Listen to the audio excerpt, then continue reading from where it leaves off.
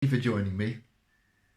An American cat shelter recently had a problem with a resident called Quilty, who had this habit of going around first of all, letting himself out of his cage and then going around letting all the other cats out of their cages.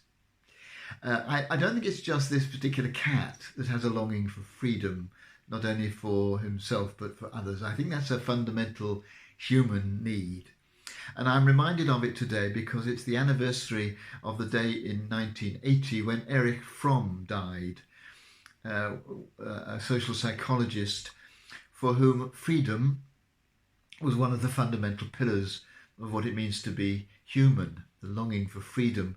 But alongside that went a loneliness.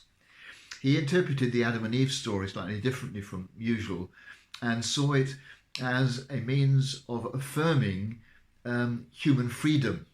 They escaped from the restrictions of the Garden of Eden and made their own decisions. But of course the consequence of that was that they were very lonely, hence the fig leaves and so on, but very vulnerable, because then it was all down to them. They were responsible then for what happened.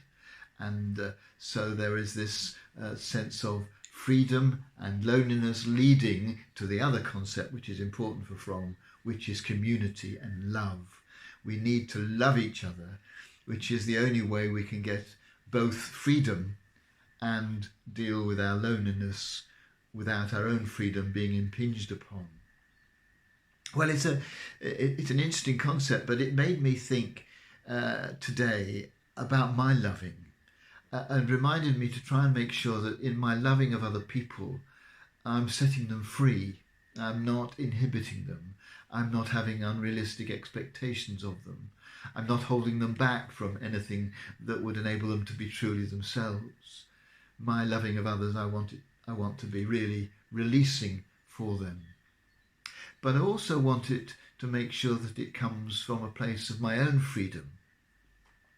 I don't want my loving to be as a result of what other people expect of me or some need that I've got of other people.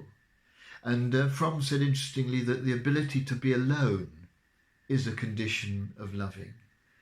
And I think sometimes we need just to take stock of ourselves, to think about our own lives, so that we're sure that when we're acting in love towards other people, we're acting from our individuality, from our own freedom, from our hearts, and not from some expectation, some demand, some need that is beyond us and outside us.